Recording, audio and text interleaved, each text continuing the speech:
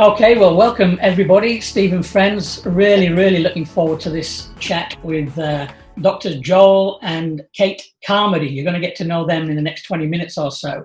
They've got an incredible story based around their response to the COVID-19 pandemic. It's probably worth just mentioning before we jump in and chat away that nobody's ever going to forget this season in history. 327,000 deaths worldwide up to today, the day that we're recording this, and 100 people in Australia. Nearly 5 million people worldwide have contracted the virus, and 7,079 of them in Australia. So who's ever going to forget these days of self-isolation, stuck at home, changed the world, turn it upside down in just the drop of a hat. So everybody on the planet, in one sense, has been affected by this. Governments have been thrown into this situation of making some very big, significant decisions in each of the nations. The global economy's all over the place right now. We're not sure how that's going to end up, but we've certainly got a resilient world, and I'm sure in time, let's say 12 months from now, we're going to be able to look back with a little bit more hindsight and wisdom into what's been taking place. What we do know right now is that the situation would have been massively worse and more complicated if it wasn't for the fantastic health services that we have in this country of Australia, and of course in many parts of the world. And for those men and women on the front line, I think they would probably understand now that that society is very grateful to them. We certainly are. I would echo that sentiment today for saving lives and treating people. And with that in mind, we've got Joel and Kate Carmody with us.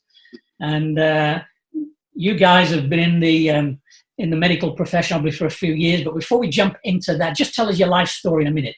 Just take us through from womb to the last year or so. So Joel and I met back in 2013 when we both posted as new, eager medical and nursing officers to the Australian Army in Darwin. Prior to that, we'd gone through and studied nursing and medicine separately in separate states, didn't know each other prior to that.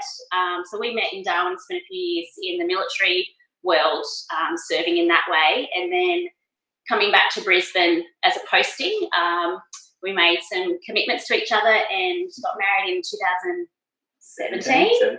And we've since been working over that time in health. And we've had two beautiful babies in the last 2 years. Our youngest is 7 months old and our oldest is 18 months old.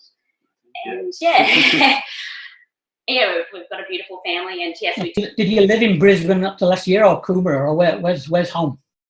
We've moved around a lot, to be honest. We have. Home's now North Coast and has been for about the last 2 years now. We did end up posting to Brisbane and then decided we'd finish up on the Gold Coast, at least at this point anyway. So your specific jobs up to like the start of this year were what? Where were you working, let's say in January? Sure. So I was working sort of 3 days a week as a GP down on the Gold Coast, and I do another day a week coming up to Brisbane as a skin cancer doctor. And I was at the beginning of this year. Still am a full-time mum. However, once this pandemic was declared, we made the decision for me to return to work a couple of months early, just to be part of the fight against COVID-19 and to help as much as we could. Question: Joel, when did you first find out about the coronavirus? Like, how do you find out about that? What was the first time you were confronted with that information, realizing, hey, this is a big deal? Sure. To tell you the truth, it was the day when I was at the gym, and they had, how they have their sort of flash up ad boards. They always have an interesting sort of like international news flavour on the things that they flash up, and then they mentioned something about a virus that had sort of just come out in China that was looking a bit dangerous. And this was sort of really late December, early January, I believe. And when did you realise, man? Then it started to snowball. And again, sort of didn't think, or we weren't too concerned about it, even heading into February, and then thought, oh, wait a sec, this does look like going to come here and going to cause a few problems. So it was really kind of coming along with the rest of Australia around mid-March, and we really were thinking, oh, this is going to be something serious. Okay. So you realise the extent of what people are going to be facing. What was your journey from then? Maybe Kate, explain that, because you've already mentioned you've got 2 little babies, maternity leave, you're both in the medical field, you realise what's going on. Just take us through, as a couple, how did you get to make the decisions that you did make? Well, certainly, once we started seeing news coming out of other countries and how frightening the numbers were, and what what burden the health system was suffering, particularly in the very front line, like in emergency departments and intensive care units, for example, which is the area that I specialise in as far as emergency. So we both made the decision, like, this is something we've trained for years and something we're really passionate about as far as serving, and something that we think we're good at. So we discussed, like, what were the options and how we could perhaps return to work, and how we could implement looking after the kids. And pretty much what we discussed was approaching my family, my parents, to see if they would perhaps babysit the kids for a little while, which has turned out to be a couple of months now. And that discussion was quite amusing. I called them and spoke to my mum, and she barely let me finish the sentence and said yes without even discussing with my dad. Wow. Yeah, so we essentially did a house swap. So they're living on the Gold Coast looking after our 2 young babies, and we're living in their apartment in Brisbane, and working both full-time as hard as we can and as much as we can. And yeah, it's been a slog, but we feel like we're making a difference to people, but we're working in our teams, in our various areas. Yeah. But just going back to that decision, because that's probably the thing that caught people's, I don't know if caught their imagination is the right phrase, but it has certainly challenged so many people. It's affected quite a few people, because literally you've got this young couple, which you are still, with 2 small children in the medical field, and you just make the decision where grandparents are going to temporarily look after your home, and obviously, more importantly, your babies, so that you can serve those who are facing a life-threatening disease. I mean, that is a big deal. I don't know how you yourselves kind of assimilate all of that, whether it's because it's you that's made the decision, you just kind of get on with it. But I mean, it's been all over it's been on the news, it's been on the TV, and all that sort of stuff. But it's a big decision you've made. Any regrets? No, not really. Regrets. We were kind of there in the decision-making process. We had a look at each other and thought, oh, well, eventually this Corona time will finish, and are we going to be proud of what we've done during this time? And we thought this is the way that we could probably get of what we've done. So did you have, and did you have then, or do you have even now, any idea of how long this season of you serving in Brisbane, going through this, and when that could end? Have you got any feel for that? We didn't initially. No, not initially.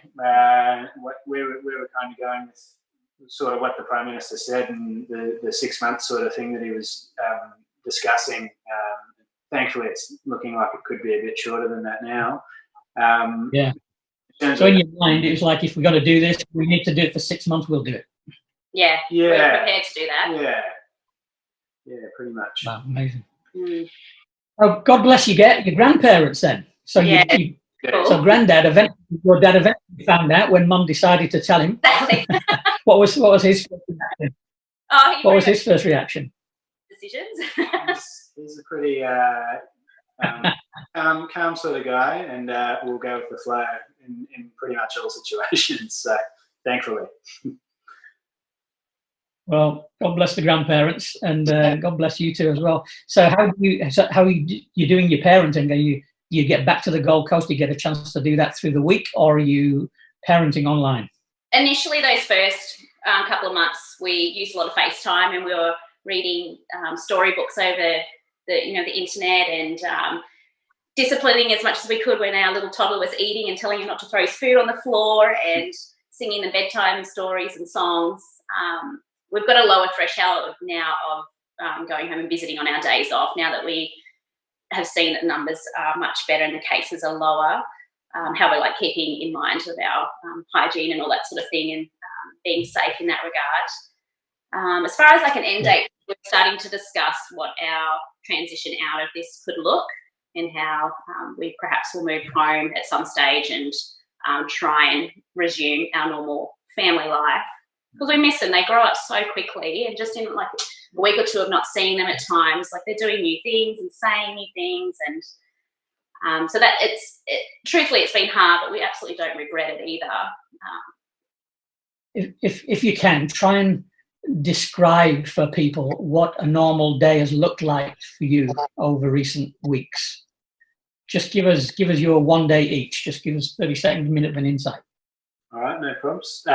So usually in terms of work, I'd leave the house at about 7 generally, and get to where I'm working up in North Brisbane for an 8 o'clock start. Sort of go straight in, gear up in all my protective gear, and then be seeing patients for about a 4-hour stretch. And it's pretty much everyone with any sort of cold or flu symptoms, fever, that sort of stuff, and getting them all their corona testing. Then get to take my kid off for about after the 4-hour mark for about an hour for lunch, and then do another 4 hours and finish at about 5, and then drive home. So how many tests do you do normally? It depends on the day. Some days are a bit slower than others. Sort of a busy day, I personally would see about 60 people, or 50 to 60 people, and there's usually another doctor or two that is on with me at the same time doing about the same amount. Okay, Kate, what about you? Yeah. So I work in a Brisbane emergency department. So we are set up obviously for emergency cases. And so my general day I'd start at maybe 6:30 in the morning. We group together as a team and discuss perhaps what the current climate is as far as corona cases, maybe our change of practice and model of care for that day, because everything obviously is so fluid with treatment and precautions.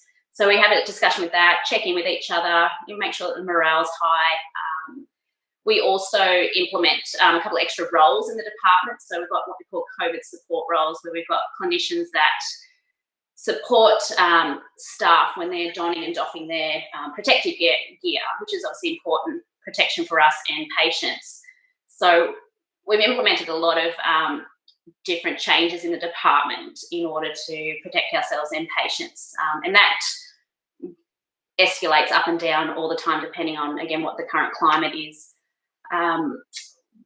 So at the moment, I do an 8-hour shift day, and we have a really low threshold of putting precautions on patients that might be COVID positive. We don't often know if they're positive or not before they present to a hospital in an emergency. So it's often 24 hours later, if we do test them, that we will know the result. And often patients aren't there for that long. They've either moved on to another area of the hospital or left. So we have to be really careful, obviously, and we've changed a lot of our practices in order to treat, very sick people. And then aside from that, so we've got business as usual. People are still getting sick, medical emergencies, traumas, all sorts of things that still, occur in everyday society. So we're getting busy again. People are starting to represent to hospitals now that they see that it's a safe place. We're well prepared. We fortunately have been able to downgrade our preparedness, obviously with the climate looking really good now, but we are well rehearsed to escalate if we need to. We daily do simulations too. We have pretend cases that will come in, and we work as a team to practice our new models of care of looking after really sick patients. So, it's a big team effort. Yeah. So in those first few days, because obviously you've learned a lot over the weeks, but in those first few days, did you feel safe yourselves? Yeah, I think I felt pretty safe. I'm in full kit up protective equipment, so I felt pretty safe with that on. I think I probably felt less safe going to the supermarket than doing the actual job at the time. I don't know how you felt in the ED. Oh, everyone was a little bit nervous. There was a little bit of angst from the unknown, because we're still learning about the virus and how it presents, and The criteria constantly changes. Like anyone, like they say that, you know, some patients are symptom free. So, you know, we've got some staff that obviously are concerned about taking it home to their families, which was initially our concern. One of the rationales behind why we chose to leave our family in the care of others. So yeah, it's better now, I think, as we've sort of learnt more about the virus and how we've implemented different strategies to prevent transmission. Yeah. Joel, can you just explain in layman's terms, just in a few words as you can, what this flipping virus is? Explain it to us. I know you do this to me. So in terms of coronavirus, there's a family of viruses called coronaviruses, and there's a number of them that can infect humans. Most of the time you get it, you'd sort of get the respiratory symptoms, a bit like most of the people who are getting coronavirus now, the ones who are getting the more mildest spectrum of the disease.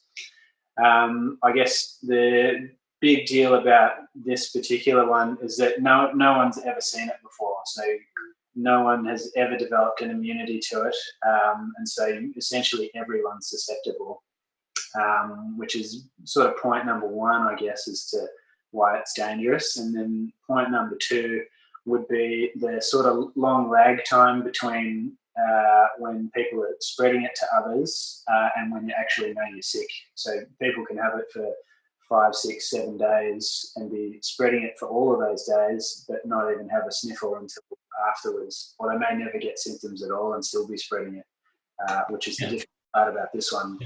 As compared to something like SARS, which was a big thing in 2002, that petered out pretty quickly because people were only spreading when they started to get symptomatic. So the sort of public health guys could jump on them quickly and stop it spreading so fast like it has. Yeah, very good. That's helpful. So as health workers, are you nervous at this stage about lifting of more restrictions? How do you look at it with your expertise? Well, I've got to say, for the last 6 to 8 weeks that I've been doing this, all the tests that I've ordered for people have all come back negative. So my view might be a bit skewed compared to some other healthcare workers. But you've clearly got to get things like economy started again, and have people gathering again and looking after other sorts of health-related stuff as well, mental health. In my case, I did a lot of skin cancer stuff, so people getting skin checks and making sure we find their melanomas and that sort of stuff. So really, I mean, we've done a really good job compared to other places overseas of really suppressing the virus, and you've kind of got to balance up how much do we smash the rest of our life just to keep ourselves virus free, I guess. So in my sort of opinion, I'd say it's probably about time that we do start lifting restrictions. Yeah. Okay. Well, that's good. Well, listen, we really appreciate your time, because you're very, very busy people. It's been tough to find a time when you're both available to sit on the same couch and talk, and so we really appreciate that. The other thing to say, obviously, is a massive thank you from everybody, and please relay that to the team when you're next in the staff room. So we've been talking to people, and they just wanted you all to know their immense gratitude for that. Australia's done pretty well. It's been well led, and to get in the situation where we are right now is testament to some good decisions and a lot of very diligent hard work, including by yourselves. So thank you personally for all of that. Now, you are members of Hillsong Coomera down in Goldie. So have you got a little message for them? Because you've not seen them for a little while. Anything to the Coomera guys? Watch going back and taking the babies. And Definitely. We'll give a shout out to Dan and Lauren, the campus pastors, and I think our service pastors, usually Isaac and Renee. They're at 8 a.m. So that's awesome. Well, we'll certainly pass on your love as well. And a lot of people will watch this, mainly Queensland, Northern Territories, but people jump in from all across the globe. So on behalf of everyone, thank you so much. Thanks for your time. Thanks for being brave enough to make a decision, a great personal sacrifice that you've done. Way beyond what most people have had to face. So thank you for that. God bless you. And we can't wait for the news that you're back with your kids, you're back on the go with your own family, and we're all going to celebrate that one with you. So thanks so much for your time. God bless you. Thanks. Take care.